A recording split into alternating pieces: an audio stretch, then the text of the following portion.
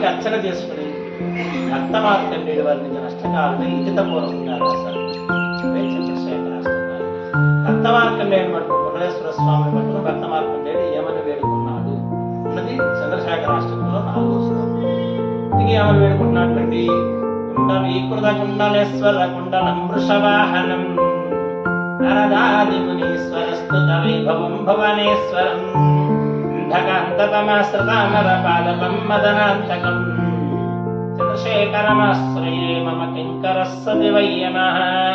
ఓ కుండలాకారంలో ఉండే కుండలేశ్వర స్వామి వృషభవాహనుడై ఉన్నావయ్యా, నరదాది మహామునిచే రక్షించబడుతున్నావయ్యా. నగాతక రాక్షసులు శివభక్తులను సంహరిస్తే ఆ రాక్షసులు నీవు సంహరించావయ్యా. ఈ అకింకరం నన్ను కాపాడలేదయ్యా కుండలేశ్వర.